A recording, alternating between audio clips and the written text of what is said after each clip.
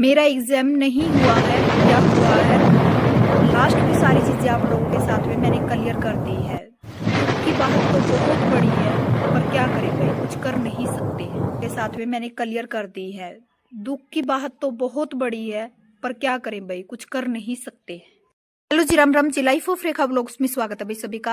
एक और नई वीडियो में आप लोगों का स्वागत है। रेगुलर में तो मैं व्लॉग नहीं डाल पा रही, आपको पता है कि मैं मायके में आई हुई हूँ, और मायके में मैं ये सोच रही हूँ कि अगर व्लॉग एक दो लेट हो जाए तो कोई दिक्कत नहीं। और स्टडी भी ये है कि भाई कमी हो रही है मेरी, इस करके ना थोड़ा हमें व्लॉग को वही चीज़ दिखाती हूँ जो मैं करती हूँ, ठीक है ना। बेमतलब के व्लॉग के लिए मैं ना तो थोड़ा बहुत कंटेंट क्रिएट कर सकती कि भाई मैं कंटेंट क्रिएट करूँ।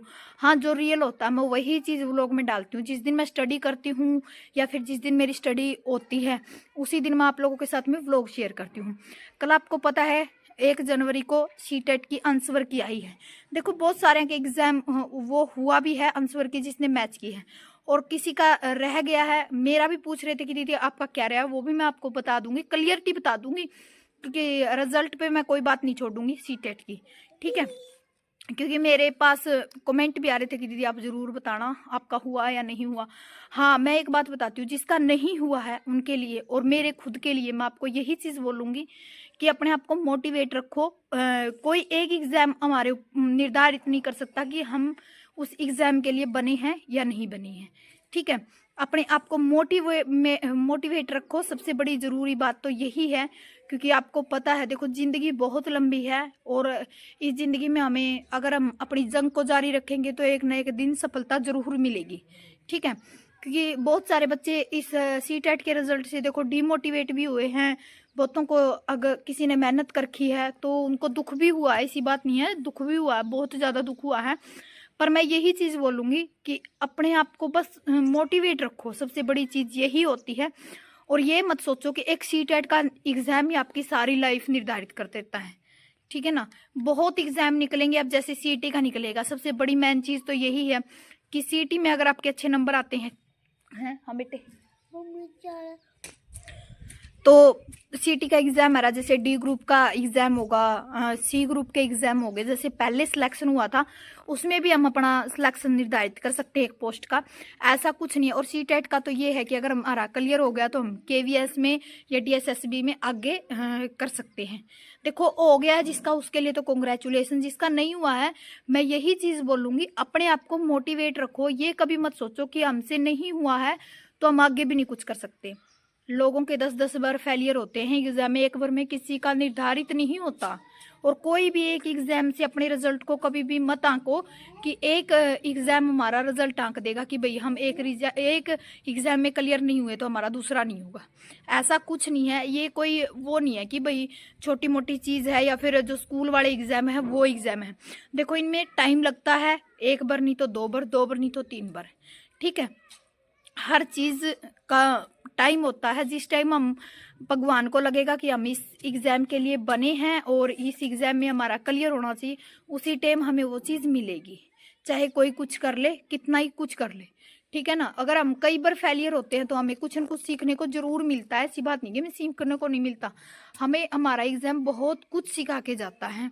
और मैं यही चीज़ बोलूँगी कि आने वाला 2025 जो है, आ चुका है, जो आने वाला नहीं आ चुका है जो, ठीक है। 1 तारीख ने आंसर की दी है, कईयों के दिल भी टूटे हैं, ठीक है ना। कई मोटिवेट भी डिमोटिवेट भी हुई हैं, और कईयों का देखो सीटेट क्लियर होया है। आगे के वीएस में जैसे भर्ती निकलेंगी तो उनमें वो आगे एग्जाम के लिए तैयारी कर सकते हैं, ठीक है। पर जिसका नहीं हुआ है, ये मत सोचो कि आज का नई साल का नया दिन था और आज के दिन ही हमारा ऐसा गया है, कभी भी मत सोचो।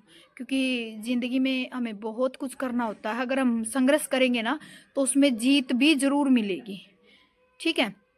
मैंने ऐसे ऐसे भी देखे, देखो बीपीएससी की मैंने बताई थी, एक लड़की 17 साल शादी के बाद उसने तैयारी शुरू की थी, और सिर्फ एक ही चीज़ पे तैयारी की थी, क्योंकि उसको ये था कि वो दूसरों पे डिपेंड नहीं रहना चाहती थी। क्योंकि उसको 10 रुपये 5 रुपये भी घर वालों से मांगने पड़ते थे, अपने हस्बैंड से मांगने पड़ते थे। तो वो चीज़ कहीं ना कहीं खलती थी कि भाई मुझे करना है। तो उन्होंने 7 बार उनका एग्जाम फेलियर हुआ था और उसके बाद उन्होंने बीपीएससी का एग्जाम क्लियर किया था। तो आप खुद अंदाजा लगा उसको, 7 बार में तो खुद इंसान डिमोटिवेट होकर बैठ जाता, मेरे से नहीं होगा, हम खुद कहने लग जाते कि हमसे नहीं होगा। पर मैं फिर भी यही चीज बोलूंगी कि उनकी जर्नी को देख के ही आप लोग कुछ सीखें, और मैं सबके साथ खड़ी हूँ, आप लोग मेरे साथ खड़े हो, सबसे बड़ी चीज तो यही है। ठीक है, तो छोटी सी वीडियो ही डालूंगी मैं, ज़्यादा वीडियो नहीं डालूंगी, क्योंकि व्लॉग अब कंटिन्यू आया करेंगे, क्योंकि अब मैं घर पे जाने वाली हूँ 1-2 दिन में। तो मैं अब घर पे जाने के बाद और फिर परमानेंट व्लॉग डाला करूँगी। अब 1-2 दिन में यहाँ पे हूँ, उसके बाद मैं चली जाऊँगी, उसके बाद परमानेंट व्लॉग आया करेंगे। बेटे गिर ना जाइए। और दक्ष मेरे साथ में ही आया है ऊपर। तो रही मेरे रिजल्ट की बात, तो देखो दुख मेरे को भी हुआ है, क्योंकि मैंने भी देखो पूरी तरीके से एस्टेट की तैयारी कर रही हूँ मैं, पर मेरा रह गया है सीटेट का एग्ज़ाम। ठीक है ना, मैंने अपनी वीडियो इसीलिए मैंने कल भी व्लॉग नहीं डाल पाई। कल देखो मैं पूरे दिन मैं खुद भी उदास थी इस चीज़ को लेके कि भाई 1 जनवरी है और इस दिन मेरा रिजल्ट आया है। रिजल्ट तो नहीं कह सकते, आंसर की कह सकते, पर आंसर की से पता चलता है कि बहुत सारे क्वेश्चन ऐसे थे जो मुझे डाउट में थे कि भाई मेरा हो जाएगा।